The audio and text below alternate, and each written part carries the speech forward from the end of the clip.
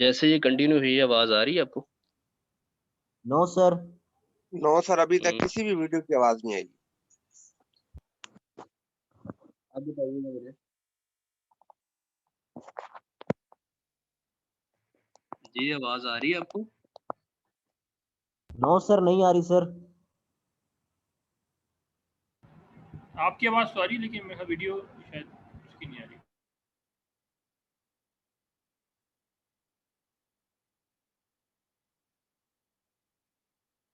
जी, अब आ रही है आपको आवाज किसी को?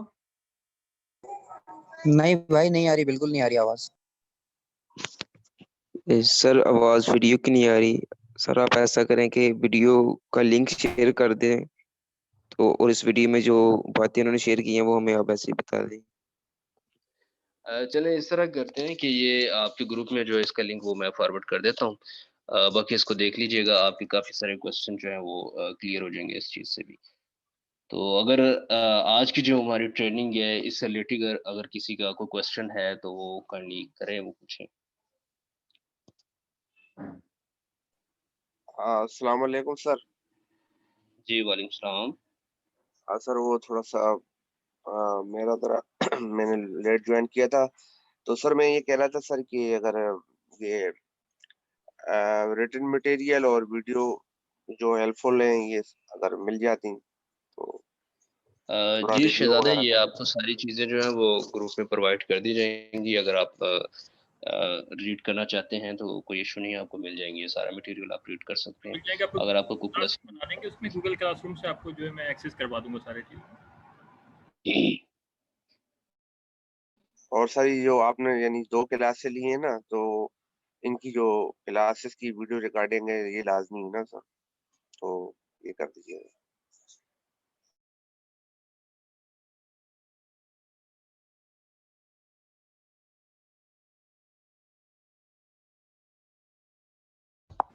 आपको अभी स्क्रीन शेयर तो नहीं करनी ना?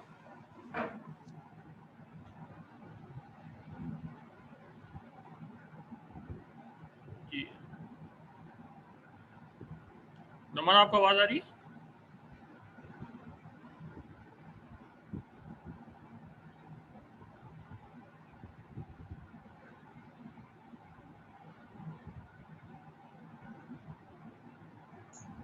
अब सर वो चैट बॉक्स में मैंने 2 क्वेश्चन किए थे कि AFFF जो फायर एक्सटिंग्विशर है, इसमें वाटर के साथ कौन सा केमिकल यानी जनरल पर्पस के लिए यूज किया जाता है? और सर ये जो DCP है, ड्राई केमिकल पाउडर, तो इसमें किस तरह का केमिकल या यानी उसका क्या नाम है या किस तरह का यूज किया जाता है? हमारे पास भी ये मौजूद है, पर कोई बता नहीं सका कि इसमें क्या होता है या उस केमिकल की प्रॉपर्टी क्या होती है। अगर आप कुछ इल्म है तो शेयर कर दीजिएगा। चल सही है आपको। नमन, मैं इसको फिर कंटिन्यू आप कर रहे हैं अभी नमन? मेरा आवाज़ क्या नहीं है। अच्छा जी, चलें, बस मैं क्विकली थोड़ा सा मैं इसको आगे लेके चलता हूँ। हमने फायर का बेसिक चीज़ें तो हमने अंडरस्टैंड कर ली। आप लोगों को बस ये क्लियर बताइए मेरी, क्योंकि मैंने ज्वाइन किया अभी दोबारा। आवाज़ तो क्लियर है आपको? चैट बॉक्स में प्लीज़ ज़रा मुझे बता दीजिए। जी सर क्लियर है आवाज। चलें सही है। तो हमने फायर का देख लिया, फायर बेसिक चीज़ें, क्योंकि ज़ाहिर है फायर का अंडरस्टैंडिंग ज़रूरी है। डिटेल में जितना ज़्यादा बंदा उस प्रोफेशन से जुड़ता है तो वो बंदा को पता होता है, लेकिन बेसिक चीज़ें पता होनी चाहिए कि एक्सटिंग्विशर कब अप्लाई करना है, अगर नॉर्मल है तो हमने रेस्क्यू कैसे करना है। बेसिकली ये फर्स्ट एड की चीज़ें ज़्यादा हैं जो आपने करनी होती हैं। कुछ चीज़ें HSC से रिलेटेड जो मैंने कहा था कि मैं आपको बाद में थोड़ा सा और कवर करा दूंगा, जो क्विकली जो टिप्स एंड टेक्निक्स आपको मैं बताना चाह रहा हूँ, और उसके बाद थोड़ा सा आपको ले लूँ। सिंपल सी चीज़ ये है कि HSC के लिए आपने सिर्फ आंखें खुली रखनी है। अगर आप इम्प्लीमेंट करना चाहते हैं HSC को, या आप HSC के बारे में जानना चाहते हैं, या HSC को देखना चाहते हैं, बचना चाहते हैं हैज़र्ड से, आंखें खुली, यानी इसका मतलब ये कि अवेयरनेस आपकी बहुत अच्छी होनी चाहिए, आपको बेसिक चीज़ों की ऑब्जर्वेशन होनी चाहिए और आप फ़ौरन स्पॉट कर सकें। जो स्पॉट की बात कर रहा हूँ, ये चीज़ होती है HSC के वायलेशन को भी देखना और HSC के बारे में जानना। इसी लिहाज से मैं आपको चंद चीज़ें और आपको बताऊंगा जो थोड़ा सा आपको पता होगा। स्पॉट दी हैज़र्ड, हमने अभी तक जो भी चीज़ें बात की, नुमान ने आपको फायर के बारे में बताया, सब चीज़ें हमने शुरू में बताई। हमारा सिर्फ 3-4 चीज़ें हैं जो बार बार मैं आपसे रिपीट करवा रहा हूँ। सबसे पहले हमारा आता है हैज़र्ड। हैज़र्ड, अगर वो खतरे जो भी हमें नज़र आते हैं, अगर हम वो स्पॉट करना सीख गए तो हम उसी की बेसिस पे हम खतरों से बच सकते हैं। उसके बाद फिर रिस्क असेसमेंट, हैज़र्ड के बाद रिस्क आ जाते हैं, रिस्क के बाद फिर सारी चीज़ें आती हैं। सबसे पहले इंपॉर्टेंट चीज़ है कि आपको हैज़र्ड के बारे में कंफर्म पता होना चाहिए। अभी तक हमने जितनी भी चीज़ें डिस्कस की, chemical, physical, economics, safety, biological, ये सारे वो हैज़र्ड्स हैं जो अभी हमने डिस्कस किए थे। अब मैं सिर्फ थोड़ा सा अब आपको थोड़ा सा एनर्जाइज करना चाहूँगा। ये सिर्फ बताइए कि जो फायर के बारे में हम अभी तक नुमान ने बताया और डिटेल बात की, ये कौन से हैज़र्ड से अगर हम कैटेगरी में बात करेंगे, किस हैज़र्ड किस कैटेगरी में फॉल करेगा फायर?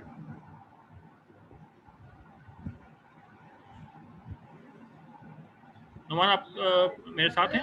आवाज़ आ रही है नुमान? जी जी आ रही है बहुत मैं सारी। कह रहा हूँ कि थोड़ा सा, क्योंकि अब हैज़र्ड की हमने फायर बात की तो हैज़र्ड की कैटेगरी भी पता चल जाए कि फायर कौन सी कैटेगरी में फॉल करता है ना हैज़र्ड की, ताकि इनको कहीं पता चल जाए।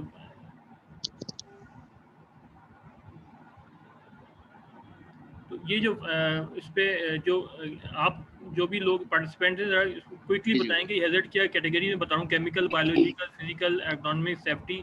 फायर जो है वो किस हैज़र्ड की कैटेगरी को फॉल कर रहा होगा?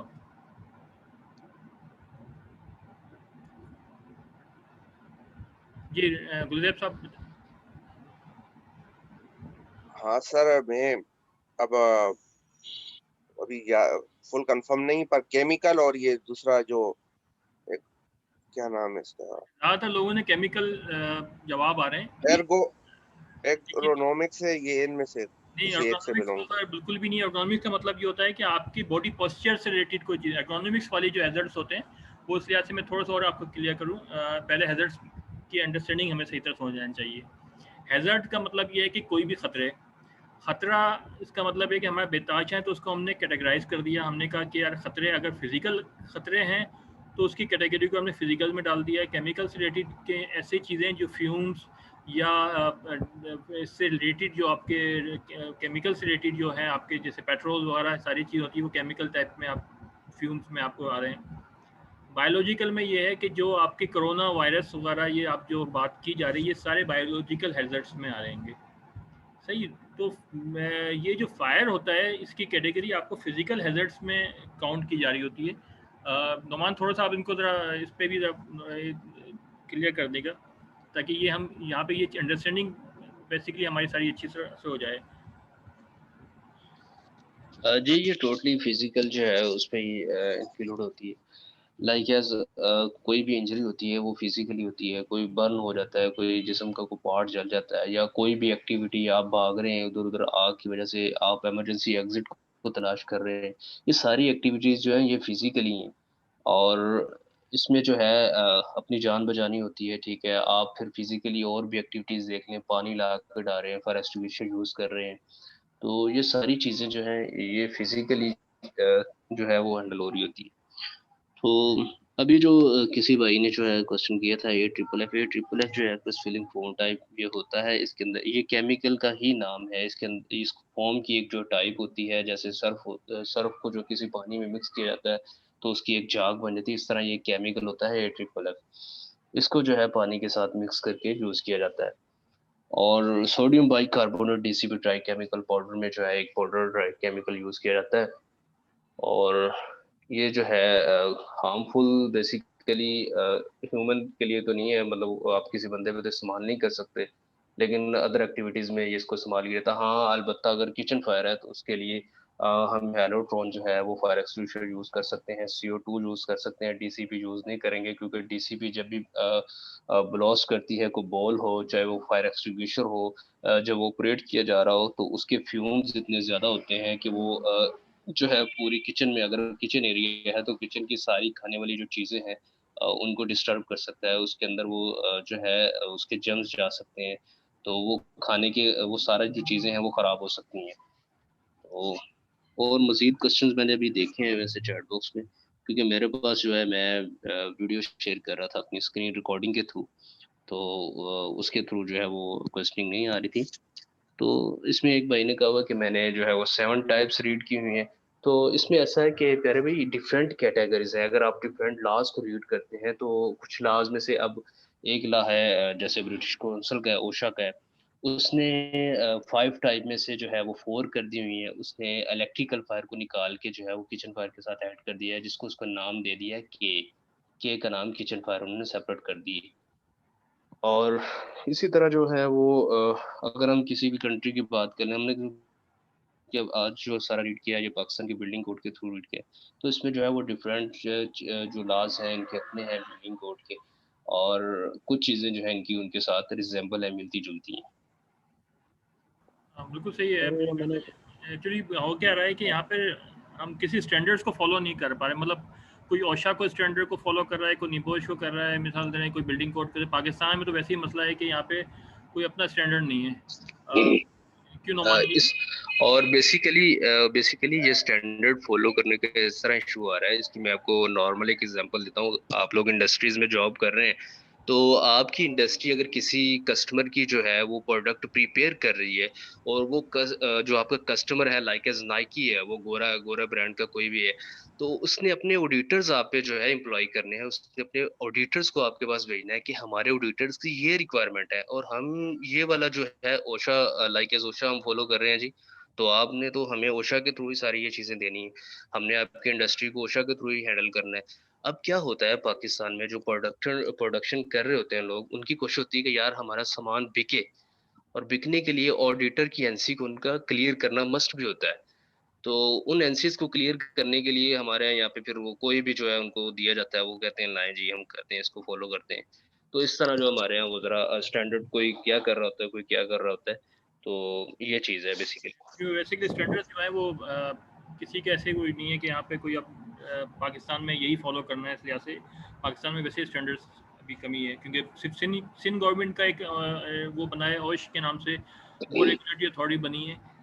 पंजाब में इसको फॉलो कर रहे हैं, लेकिन अभी तक स्टैंडर्ड्स के मसले हैं। तो इस लिहाज से कोई कुछ कहता है मुख्तलिफ तरह, लेकिन बेसिक अंडरस्टैंडिंग सबकी एक ही है। अच्छा, मैं इसे जस्ट क्विकली आपसे करूँगा ताकि आप लोगों का इंटरेस्ट पैदा हो जाए, फिर हम इसको एंड की तरफ लेके चलते हैं।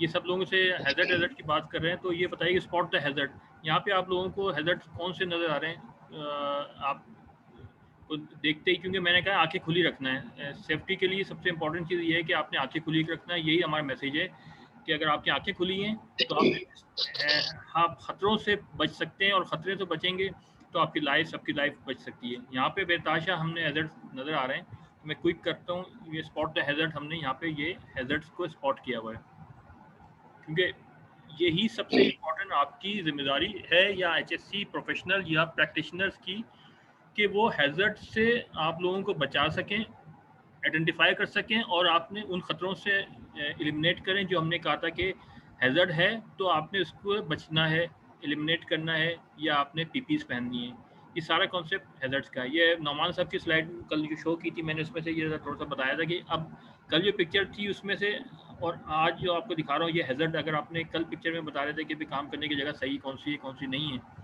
लेकिन अब बताइए कि हैज़र्ड यहाँ पे आइडेंटिफाई कितने तरह के हो रहे हैं और कितने हैज़र्ड्स नज़र आ रहे हैं यहाँ पे। क्योंकि अगर हैज़र्ड आइडेंटिफाई हो रहे हैं तो आपको यहाँ पे तो मेरे ख्याल से, और कौन कौन सी कैटेगरी के हैज़र्ड चले आपको यहाँ पे हम बात कर सकते हैं नज़र आ रहे हैं?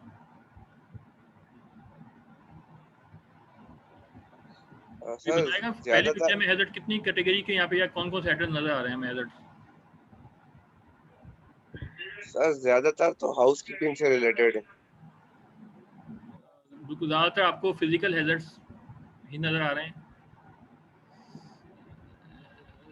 सही है, हाउसकीपिंग से रिलेटेड हैं, लेकिन इसको हम अगर कैटेगराइज करेंगे तो फिजिकल हैज़र्ड्स में मतलब कुछ, जब हम बात करते हैं एचएससी की लैंग्वेज में तो हम कहेंगे यार दिस इज फिजिकल हैज़र्ड्स आपको यहाँ पे ज़्यादा नज़र आएंगे। और कोई अपने मेरे ख्याल से नुमान साहब इस पे आप भी थोड़ा सा उनको ज़रा बता जी दीजिए। मेरा ज़्यादा इसमें जी मैं बस क्लियर कर देता हूँ। इसमें इलेक्ट्रिकल हैज़र्ड भी हैं, आप ये देख सकते हैं, ये वायर्स पड़ी हुई हैं, बेतरतीब पड़ी हुई हैं, ठीक है। इसमें इलेक्ट्रिकल शॉक भी किसी को हो सकता है, पाँव के नीचे आने से तार जो है वो डैमेज हो सकती है। और किसी को जो है वो शॉक लग सकता है। इसी तरह ये आप देख सकते हैं कि ये एस्बेस्टॉस का बंडल पड़ा हुआ है। ये फिगर नंबर जो फर्स्ट वाली है, इसके अंदर ये एस्बेस्टॉस का बंडल पड़ा हुआ है, इसके साथ वो वेल्डिंग प्लांट ग्राइंडिंग शायद वो बैठा पर्सन कर रहा है, तो इसको आग भी लग सकती है। यहाँ पे फायर हैजर्ड भी जो है एक इशू है। इसी तरह ये एक स्ट्रैकर लगी हुई है शायद हाइट पे काम करने के लिए, वो भी अनबैलेंस जो है पड़ी हुई है। और इसी तरह ये वायर्स हैं, ये वे भी क्लियर नहीं है। मतलब यहाँ पे इलेक्ट्रिकल हैजर्ड भी है, फायर सेफ्टी का रिलेटेड भी हैजर्ड और फिजिकल भी है। तो ये एक्चुअली स्पॉट करना बहुत इंपॉर्टेंट है कि अगर आप इस फील्ड में है तो आपको स्पॉट करना है। अब यहाँ पे अगर हम हैजर्ड को आइडेंटिफाई करना चाहें तो स्पॉट का हैजर्ड हमारे पास जो है वो ये सारे आपको नज़र आ रहे हैं कि ये चीज़ें हैजर्ड्स आपके आइडेंटिफाइड हैं। ये है, ये है, ये सारे वो हैं जिसको आपने एक तो housekeeping, bed housekeeping plus hazards हैं सारे। तो यहाँ पर अगर हैजर्ड हैं तो उसका मतलब ये पीपीस पहन के काम करना पड़ रहा है इनको, या तो आप एलिमिनेट कर रहे हैं। लेकिन ये सारी चीज़ें जो हैं इस तरह एचएससी की प्रैक्टिस में नहीं होती है। ये यहाँ पे केमिकल, अगर मैं चलें इसको कैटेगराइज करूँ तो यहाँ पे फिजिकल हैजर्ड्स के अलावा यहाँ पे केमिकल हैजर्ड, जैसे यहाँ पे ये आपको नज़र आ रहा है, सही है, यहाँ पे ये गैस वगैरह आ रही है। ये हैजर्ड आपके पास एर्गोनॉमिक्स का हैजर्ड भी है। एर्गोनॉमिक्स का मतलब ये कि आपके बॉडी पोस्चर्स की वजह से जो आपको यहाँ पे डैमेज हो सकता है, वो आपका ये एर्गोनॉमिक्स का हैजर्ड है, क्योंकि आप लोड उठाना चाह रहे हैं और आपका बॉडी पोस्चर गलत है। तो इसको हम कैटेगराइज जो कर रहे हैं, एर्गोनॉमिक्स का मतलब ये कि बॉडी पोस्चर की वजह से जो आपकी बेड मूवमेंट है वो है, फिजिकल हैजर्ड्स हैं और आपको केमिकल हैजर्ड्स हैं। ये आपको देखते स्पॉट करना पड़ता है कि यार ये हैजर्ड्स आपको नज़र आ रहे हैं। इसको थोड़ा सा अंडरस्टैंडिंग, जब आप अपनी फील्ड पे जाएंगे, आप अपने ऑफिस में भी जाएं वापस और अपने वर्क प्लेस पे जाएंगे, तो अब आपने करना सिर्फ यही है कि आपने आंखें खुली रखना। मतलब मैसेज मेरा आपको सिर्फ ये है कि आंखें खुली रखें। आंखें खुली मतलब ये स्पॉट करें, आपको जहाँ जहाँ आपको नज़र आ रहा है वहाँ पे आपने स्पॉट करना है कि यार ये हैजर्ड्स मुझे नज़र आ रहे हैं। सही है, ऐसे बेताजा हैजर्ड्स हैं जो हमने आइडेंटिफाई कर रहे होते हैं, इसमें भी चल रहे हैं। तो ये सारे आपको हैजर्ड्स हैं जो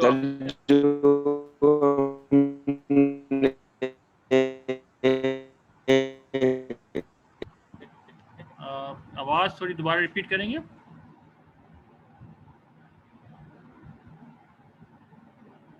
सर जो हमने लास्ट स्लाइड की है, जी जी, तो लास्ट वाली पिक्चर में ना हमें सेफ्टी हैजर्ड में जो शायद आइडेंटिफाई नहीं कर पा रहा। कौन सी बात कही है सर इधर? हमने हैजर्ड्स की टाइप्स देखी हैं, जी जी, 5 टाइप्स थी, तो लास्ट वाली स्लाइड में हमें तकरीबन काफी मिल रही है। इसमें एर्गोनॉमिक्स हैजर्ड्स है, केमिकल हैजर्ड्स, इसमें एर्गोनॉमिक्स हैजर्ड्स है, फिजिकल हैजर्ड नजर आ रहा है, केमिकल हैजर्ड नजर आ रहे हैं। तो नेक्स्ट वाली सर, तो इसमें सेफ्टी हैजर्ड्स कौन सा? देखिए ये तो कैटेगरी में सेफ्टी में अगर यहाँ पे हम बात करते हैं, सेफ्टी हैजर्ड को सर आइडेंटिफाई कर देता कि हमें मजीद आइडिया हो जाए कि सेफ्टी हैजर्ड कौन सा है। अच्छा एक मिनट आपको इस वाली स्लाइड में जो है देखें, ये जो असल में हैजर्ड की जो हमने यहाँ पे आइडेंटिफिकेशन की हुई है वो मुख्तलिफ तरह, ज़रूरी नहीं है कि सारे हैजर्ड यहाँ पे अप्लाई हो रहे हो, कुछ यहाँ फिजिकल के हवाले से आ रहे हैं। लेकिन ये सेफ्टी के हैजर्ड का मतलब बहुत सारे ऐसे भी हैं कि जो आपके सेफ्टी पर्पस की वजूहत की वजह से जो हैजर्ड्स आएंगे। लेकिन यहाँ पर जो है ज़्यादातर फिजिकल हैजर्ड्स हैं। नोमान आप थोड़ा सा इसको ब्रीफ करेंगे? आवाज़ मेरी यहाँ पे सिग्नल इस वाली स्लाइड।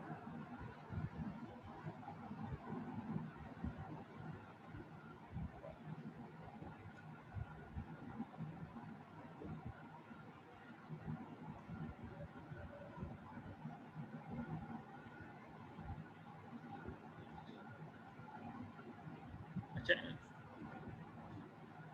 चले, आपको मैं एक और स्लाइड अभी इसमें कर दिखा देता हूँ ताकि आप थोड़ा हैजर्ड का मैं ब्रीफ कर दूँ आपको।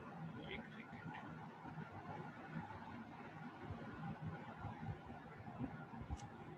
अच्छा जी, अब थोड़ा सा हम अगर हैजर्ड पे तरह फिक्स कर रहे हैं तो हैजर्ड की मुख्तलिफ 5 भी कैटेगरीज में हम कर सकते हैं, 6 भी कर सकते हैं। इट डिपेंड्स, हैजर्ड्स हमारे पास बेतहाशा हैं। अगर हम प्योरली एचएससी की इस लैंग्वेज में या हम यहाँ पे वर्क प्लेस की बात कर रहे हैं तो हमारे पास ये 6 हैजर्ड्स हैं। हमारे पास कुछ हैजर्ड ऐसे भी हैं जो हमारे ऑर्गेनाइजेशनल हैजर्ड्स कहलाते हैं, जिसकी वजह से हम कहते हैं कि यार काम के दौरान हमें जो है वो स्ट्रेस हो रहा है। तो वो भी हैज़र्ड की लैंग्वेज में हमारे पास आइडेंटिफाई होता है कि हम उसको भी हैज़र्ड की कैटेगरी में लाते हैं। सही है, अगर हम हैज़र्ड को आइडेंटिफाई करें वर्क प्लेस के लिहाज से हमारे पास 6 भी हैं, 7 भी कैटेगराइज कर सकते हैं, लेकिन उसमें फिजिकल भी है, हमारे पास केमिकल भी है, इकोनॉमिक्स के हवाले से भी है, साइकोलॉजिकल है, जो बात कर रहा हूँ साइकोलॉजिकल हैबिट्स जो हमारा हैज़र्ड्स हैं वो हैं आपके वर्क प्लेस के हवाले से, वर्कलोड के हवाले से, स्ट्रेस के हवाले से, सेकेंडली हरासमेंट के हवाले से भी है, या हमारे पास वो है जो ऑफिस में बुलिंग है या आपके बैड बॉसेस की वजह से भी जो स्ट्रेस डेवलप हो रहा है वो भी आपके हैज़र्ड की कैटेगरी में फॉल किया जा रहा होता है, तो उसको हम साइकोलॉजिकल हैज़र्ड्स में भी हम लेके आ रहे होते हैं।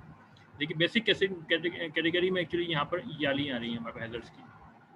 अच्छा, इसमें अगर हम हैज़र्ड्स को और देखें तो हमारे पास अगर फिजिकल हैज़र्ड्स की बात करें तो उसमें हमारे पास नॉइज़ वगैरह, रेडिएशन, ये सारे वो चीज़ें होती हैं, एक्सरेज, इलेक्ट्रिकल, हीट, ये सारे हमारे हैज़र्ड्स की जो कैटेगरीज हैं वो हमारे पास सारे फिजिकल में आते हैं। सही है, साउंड, जिससे हमारी कोई फिजिकल चीज़ हमारी डैमेज हो रही है उसको हम फिजिकल हैज़र्ड्स में लेके आएंगे। जैसे आग लग गई हमारे जिस्म में, कोई हमें जल गए, तो ये हमारे फिजिकल हैज़र्ड्स में ही आएगा। केमिकल में अगर हम बात करते हैं तो केमिकल में हमारे पास जो है वो कोई भी एजेंट जो है, जैसे आपके टॉक्सिक कोई भी मटेरियल है लिक्विड में, गैसेस में, ये सारे वो चीज़ें हैं जो हमारे केमिकल एजेंट्स जो भी होते हैं वो हमारे हैज़र्ड्स की कैटेगरी को हम कहेंगे, तो वो हमारे पास आएगा केमिकल हैज़र्ड्स में, ये ऑयल वगैरह, लिक्विड गैसेस। बायोलॉजिकल हैज़र्ड्स में हम बात करते हैं तो हमारे पास जो आता है वो आपके पास कोई भी जैसे आज सिंपल बात है कोरोना जो चल रहा है ये बायोलॉजिकल हैज़र्ड्स की कैटेगरी में आएगा। आपका कोई और भी डिजीज़ होती है, ये आपका वो है, वो हैज़र्ड आपके बायोलॉजिकल में आते हैं। अब हम अगर फर्ज किया किसी ऐसी इंडस्ट्री में काम कर रहे हैं, लेट्स से मैं हॉस्पिटल की बात करता हूँ, तो हॉस्पिटल इंडस्ट्री में जब हैज़र्ड आइडेंटिफाई करूँगा तो हो सकता है वहाँ पे मैं इलेक्ट्रिकल हैज़र्ड नहीं बात कर रहा हूँ, वहाँ पे मैं हैज़र्ड आइडेंटिफाई कर रहा हूँ या काम कर रहा हूँ हमारे बायोलॉजिकल के हवाले से, यानी मैं किसी लैब में काम कर रहा हूँ तो वहाँ पे हैज़र्ड की आइडेंटिफिकेशन ज़रा डिफरेंट अंदाज से होगी। ऐसा नहीं है कि सिर्फ हैज़र्ड 6 या 7 हैं, बेतहाशा हो सकते हैं, डिपेंड करता है हम किस नेचर ऑफ वर्क में या किस नेचर ऑफ जॉब में काम कर रहे हैं। सही है, तो ये हमारे पास आ जाते हैं बायोलॉजिकल में। सेफ्टी हमारे पास यहाँ पे, और physical hazard is more less same हम की बात की जा रही है। इस लिहाज से हर किसी की अपनी एब्रीवेशंस हैं, ओशा कुछ बोलता है, निबोश कुछ बोल रहा होता है, और नॉर्मल प्रैक्टिसेस कुछ और होती हैं। इस लिहाज से थोड़ा सा कन्फ्यूजन है सेफ्टी में और फिजिकल में। सही, तो अगर हम इसको सेफ्टी को हटाते हैं तो फिजिकल को ही हम सेफ्टी बोल रहे होते हैं। सही, यहाँ तक हमें ये क्लियर हो गया। हमारा जो एर्गोनॉमिक्स के हैज़र्ड्स होते हैं वो ये हैं कि बॉडी के पुअर बॉडी पोस्चर्स, हमारी सिटिंग अरेंजमेंट, हमारा वर्कलोड करने का तरीका, काम करने का तरीका, या हर वक्त कंप्यूटर में काम कर रहे हैं, ये सारे हैज़र्ड्स हमारे एर्गोनॉमिक्स के हैज़र्ड्स में काम कहते हैं। या हमारे रिपीटेटिव बॉडी मूवमेंट्स, हमारी जो हाथ की मूवमेंट्स होती हैं, या मैं गर्दन टेढ़ी कर रहा हूँ, ऑफिस में बैठा हुआ हूँ तो चेयर टेढ़ी करके बैठा हुआ हूँ, ये सारे हैज़र्ड्स हमारे एर्गोनॉमिक्स के हैज़र्ड्स में आते हैं। आई होप कि मैं आपको क्लियर आपको कर चुका हूँ चीज़ों के हवाले। जैसे एर्गोनॉमिक्स में बात करें तो ये भी हमारे हैज़र्ड्स एर्गोनॉमिक्स हैज़र्ड्स की कैटेगरी में आ रहे होते हैं। और साइकोलॉजी का हैज़र्ड्स जो है वो आपको ये बातें, बॉस आपको डांट रहा है, घर में आपको टेंशन है, या आपको कोई परेशानी है, ये सारे साइकोलॉजिकल हैज़र्ड्स की कैटेगरी में आपके पास आ रहे होते हैं। तो ये बेसिक हैज़र्ड्स की जो एक आइडेंटिफिकेशन थी उसको हमने आपको क्विक करा दिया था। और मैं सिर्फ आपको बस एंड करने से एक सिर्फ आखिरी स्लाइड दिखा दूं आपको, ये सिर्फ आपसे बेसिक अंडरस्टैंडिंग बता दूं, ये आपको पता ज़रूर होना चाहिए। उसके बाद हम क्विक ख़त्म कर रहे हैं। बेसिक साइन हमें पता होना चाहिए, जो HSC के कलर कोड्स और HSC के हमारे पास जो साइन हैं, ये हमारे पास ज़रा इसकी नॉलेज हमें होनी चाहिए। और क्योंकि हम देखते ही हमें पता होना चाहिए कि इसका कलर की एब्रीवेशन क्या कहलाती है। तो ये से आपको मैं एक चीज़ शो कराना चाहता हूँ। एक सेकेंड आप। अच्छा, अब मैं से आपको ये बताइए कि ये क्वेश्चन है, what will blue circle sign with white pictogram typical indicates. अगर कोई भी चीज़ ब्लू सर्कल अंदर सर्कल है और वाइट इसमें कोई भी कलर है से लिया गया, यानी ब्लू कलर से कोई भी अगर हम बात कर रहे हैं तो क्या इंडिकेट कर रहा होगा ये। या ब्लू का आपको कॉन्सेप्ट है कि ब्लू कलर अगर हमें दिया गया है HSC की हम लैंग्वेज में बात करते हैं, तो ब्लू कलर किस चीज़ को हमें आइडेंटिफाई कर रहा होता है?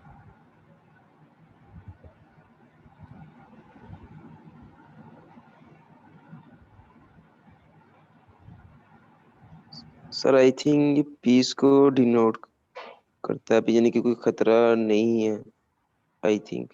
मैं अगर वही कहूँ कि किसी जगह पे मैं कहूँगा यार ब्लू कलर, मैं एक इंडस्ट्री में जाता हूँ और वहाँ पे मुझे लिखा हुआ है कि यार ये ब्लू कलर में आपने ये तस्वीर बनी हुई है, लेट से आपके 4 ना, और ये क्या है ब्लू कलर में आपने ये हेलमेट लिखा बना हुआ है, आपको कुछ चीज़ लिखी हुई नहीं है, सही है? क्योंकि कलर कोडिंग क्यों ज़रूरी है HSC के लिए? इसलिए ज़रूरी है कि दिस इज़ योर, वो लोग भी जो नहीं पढ़ सकते वो कलर कोड से पहचान जाएं, सही है? इसलिए कलर कोड और आपका ये अंडरस्टैंडिंग दी जाती है कि कलर से पहचान लो। जो लोग पढ़े लिखे नहीं है, जब भी HSC को अप्लाई करें उनका कलर कोड पता होना चाहिए, इस लिहाज से अवेयरनेस दी जाती है बार बार। तो जो कलर्स हैं वो मैं आपको सिर्फ बता दूं, ब्लू कलर, और कोई बताएगा कि ब्लू कलर से क्या, अगर कहा जा रहा हो कि भाई आपको जो है ये ब्लू कलर दिया जा रहा है, तो इस ब्लू कलर का मतलब क्या है? सर ये पीपीज यानी पर्सनल सेफ्टी से मुतालिक। ये यही पिक्चर्स मैं कह रहा हूँ, यहाँ पे लिखा हुआ भाई ये सेफ्टी हेलमेट, ये क्या यहाँ पे लिखा आई प्रोटेक्शन, ये क्या चीज़ ब्लू इंडिकेट कर रहा है? This is very interesting. ये यही समझ लें कि आपको HSC सारी यहाँ घुल के पता चल जाएगी, बहुत इंपॉर्टेंट चीज़ है ये। और कोई जल्द, क्योंकि मैं क्विक जितना जल्दी कर लें हम इस क्लास को ख़त्म करेंगे।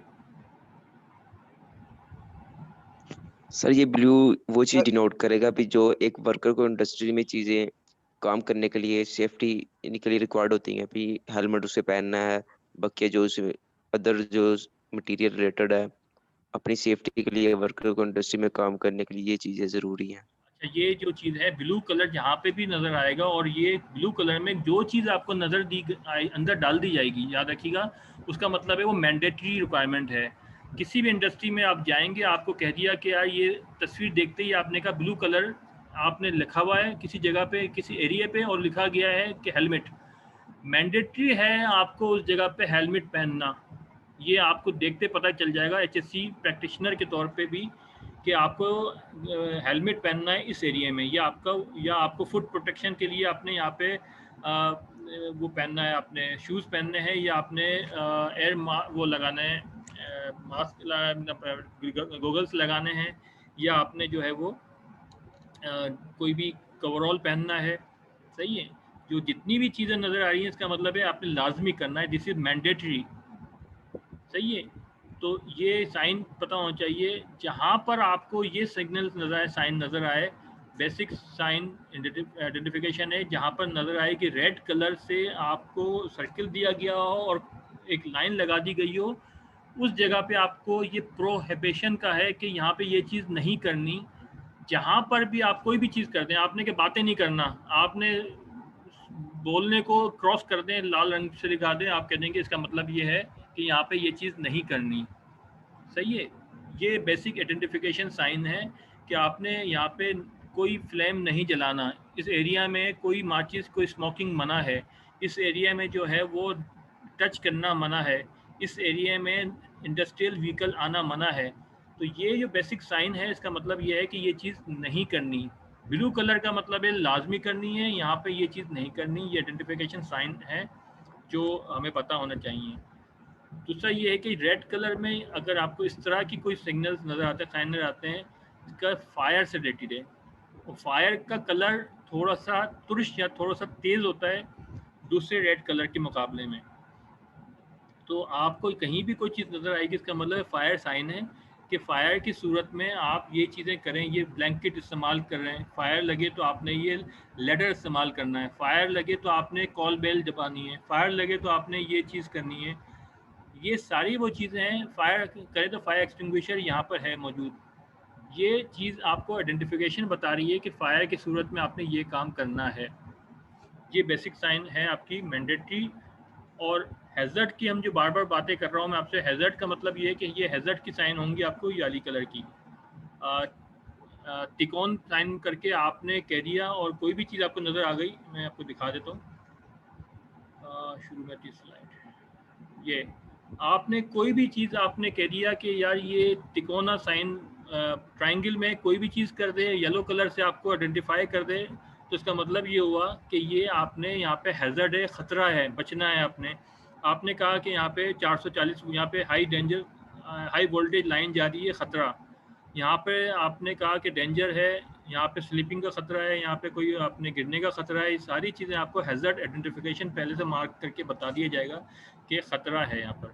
यही खतरे का साइन हमारी गाड़ियों में भी होता है, जो हम कहते हैं जिसको हैज़र्ड, जब हम गाड़ी प्रेस कर देते हैं और दोनों से हमारे ब्लिंक कर रही होती है हमारी जो लाइट्स।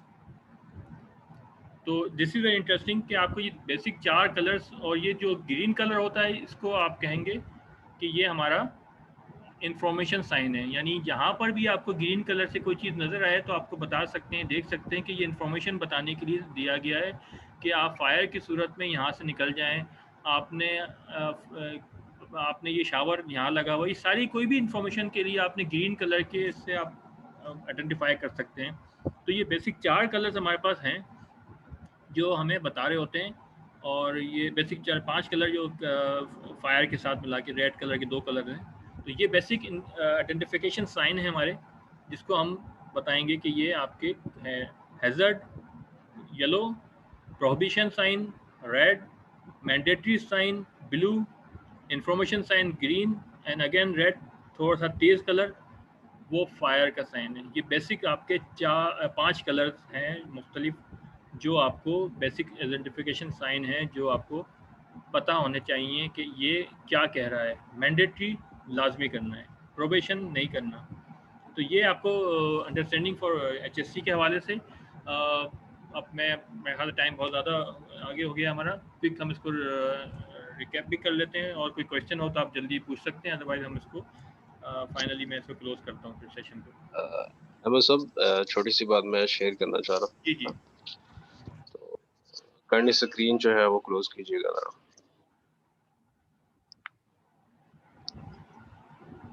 ये आप कर लें।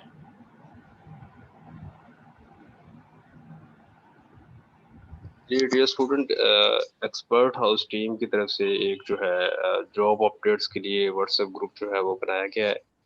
अगर आप लोग चाहते हैं कि आप उसमें ऐड हो जाए, जिस पे डेली बेस पे जो है वो जॉब अपडेट्स वगैरह आती रहती हैं, लाइक एज आप देख सकते हैं, ये हमारे पास एक्सपर्ट हाउस का जो है व्हाट्सएप ग्रुप है।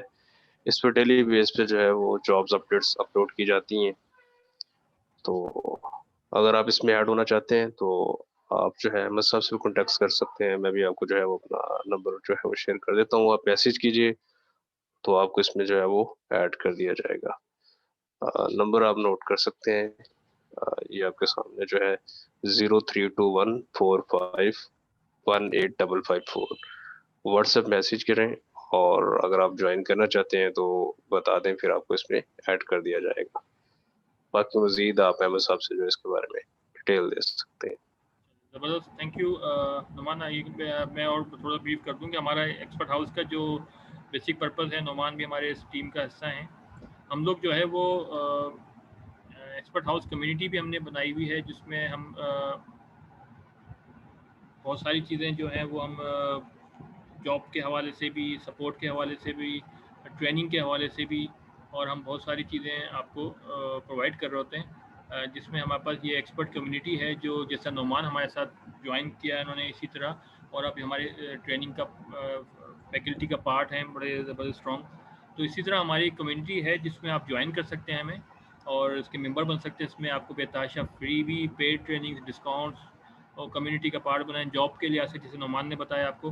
तो यहाँ पर हम आपको जो है वो उसका एक्सेस दे देंगे, और जिस तरह की ये हमारे पास बेताशा हमारे एक्सपर्ट्स हैं जो हमारे ग्रुप में शामिल हैं, हमारे मेंबर्स हैं, और इसके में बहुत सारी कंपनीज़ के CEO भी हैं, बहुत सारी कंपनीज़ के हेड STTC के CEO रेहान साहब हैं, नुमान हैं। इस तरह के हमारे बेताशा लोग हैं जो हमारे कम्युनिटी का पार्ट बनते जा रहे हैं, और बेनिफिट्स इसके ये हैं कि ज़ाहिर पता आपको job support, trainings, guidance, mentoring आपको, और बेतहाशा चीज़ें हैं, अनलिमिटेड, मतलब जिसको मैं कहूँगा कि आपका पार्ट बन सकते हैं। आप कांटेक्ट कर लीजिएगा, मेंबरशिप लेने के लिए हवाले से भी, और उसमें जॉब के हवाले से आपको ऐड भी कर देंगे उसमें हम लोग। फाइनली आपको कॉन्ग्रेचुलेशन, आपका ये 2 दिन की ट्रेनिंग के बाद आपको सर्टिफिकेट HSC का मिल जाएगा। पिटाक की तरफ से एक्सपर्ट हाउस आपको ट्रेनिंग करवाई है और पिटाक का सर्टिफिकेट आपको उस पर मिलेगा। लेकिन थोड़ा सा टाइम लगता है, लाहौर से सर्टिफिकेट साइन होके आते हैं, तकरीबन प्रोसेस होने में 15-20 दिन लग जाते हैं, लेकिन गवर्नमेंट ऑफ पाकिस्तान का आपको उस पर सर्टिफिकेट भी मिल जाएगा। कोई क्वेश्चन हो तो क्विकली आप पूछ सकते हैं, अदरवाइज ग्रुप्स में भी आप हमें सवाल पूछ सकते हैं। मज़ीद कोई ट्रेनिंग करना चाहते हैं HSC से रिलेटेड डिटेल में, वो भी हम आपको बता सकते हैं, और बेताज और ट्रेनिंग्स भी होती हैं जिसमें हम आपको ऐड कर लेंगे। तो इस लिहाज से ये चीज़, तो कोई क्वेश्चन नहीं है तो फिर हम इसको वाइंड अप करते हैं।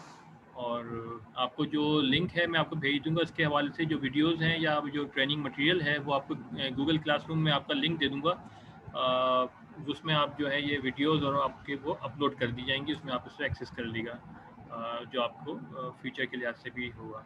बस ये है कि प्रैक्टिस प्रैक्टिस प्रैक्टिस, HSC हो या कोई भी चीज़ हो, जितना ज़्यादा प्रैक्टिस करेंगे, अवेयरनेस करेंगे, आप इसमें मास्टर होते चले जाएंगे। ये आपका है चीज़। तो thank you very much for your time for 2 days. और एक्सक्यूज मी सर, जी सर, जी जी बोलिए।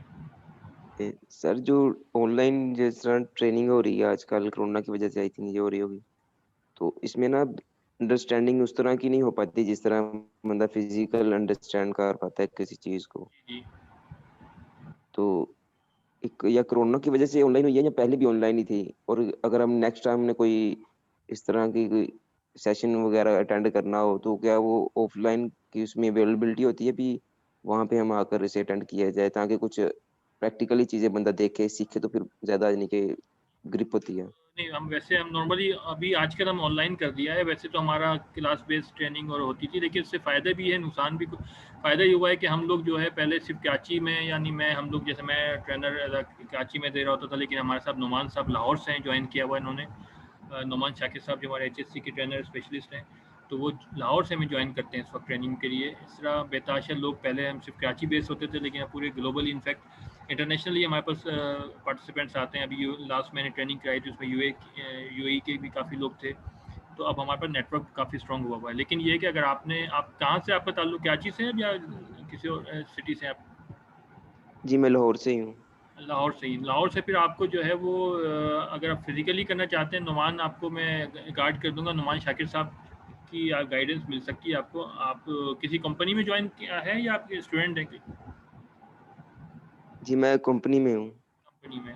चलो, आपसे कांटेक्ट करके मैं नुमान शाकिर साहब से भी कहूँगा कि अगर वहाँ पे भी आपको कोई गाइडेंस होगी तो लाहौर से भी करा सकते हैं। और बाकी हम यहाँ से, अगर कराची से आपको वैसे जो ट्रेनिंग है स्पेशल आप चाहेंगे तो वो आपको की जा सकती है हमने डिटेल में, क्योंकि ये तो टॉपिक बेताज में कन्फाइंड स्पेस है, बहुत ज़्यादा एक्टिव है, डिटेल में हम वो करवा रहे होते हैं ट्रेनिंग में। मेंटेनेंस मैनेजमेंट की हम लोग काफ़ी अच्छी करवा रहे होते हैं, लीडरशिप्स की हमारे पास होती हैं ट्रेनिंग, ऐसी बेताज और भी काफ़ी हैं। तो लेकिन ये है कि काफ़ी सब्जेक्ट्स हैं जो आप स्पेशलाइज कर सकते हैं इसमें डिटेल में। तो कांटेक्ट में रहें आप लोग हमसे, तो आपको इंशाल्लाह जो है वो मैं आपको लिंक दूंगा। C4C हमारा कॉम्पिटेंसी वाला जो ग्रुप है, इसमें उसको ज़रूर ज्वाइन करिएगा। और ये जो जॉब वाला जो नुमान साहब ने बताया, इसको हम आपको लिंक देंगे, तो आपको काफ़ी बेनिफिट्स मिल जाएंगे इसमें। सही जी, और कोई क्वेश्चन तो नहीं है? तो फिर हम किसी और का ओके सर, शुक्रिया बहुत। चले जी, मेरे ख्याल और किसी का क्वेश्चन नहीं, तो thank you very much Numan. Sir group के लिंक काइंडली मैं याद आपको से कर दीजिएगा व्हाट्सएप में। आपको मैं अभी जो है आज का टाइम दिया, कल इंशाल्लाह मैं कोशिश करूंगा या इस वीकेंड पे ग्रुप का भी लिंक दे दूंगा, जॉब वाला लिंक भी आपको मिल जाएगा, और C4C का भी लिंक मिल जाएगा, उसको जरूर ज्वाइन करें, वो आपको कम्युनिटी का पार्ट बनेंगे तो आपको बहुत बेनिफिट मिल जाएंगे। और ये जो सारे क्लास की जो आपकी आज की ट्रेनिंग्स हुई हैं, इसके वीडियोस लेक्चर्स वगैरह सारे आपको अवेलेबल हो जाएंगे। तो ओके बस ये सर। कनेक्ट रहें, तो आपको काफ़ी बेनिफिट बहुत ज़्यादा मिलेंगे। मैं वैसे एक मिसाल दूँगा, आज भी एक कहीं मैं इंटरव्यू ले रहा था, तो हमारे ग्रुप की वजह से, कम्युनिटी की वजह से उनको मैंने एक्चुअली बहुत शॉर्ट लिस्ट कर लिया था जल्दी, देखते कि हमारे मतलब मेरे से कि बहुत बेनिफिट मिल जाते हैं जब आप नेटवर्क का हिस्सा बन जाते हैं। राइट, चलें, ओके जी जी ये सही है। वेरी गुड, और थैंक यू वेरी मच, सबका शुक्रिया। और और इंशाल्लाह फिर किसी और ट्रेनिंग में आपसे मुलाकात होगी एंड ओके खुदा हाफिज़। ओके सर, अल्लाह हाफिज। अल्लाह हाफिज़।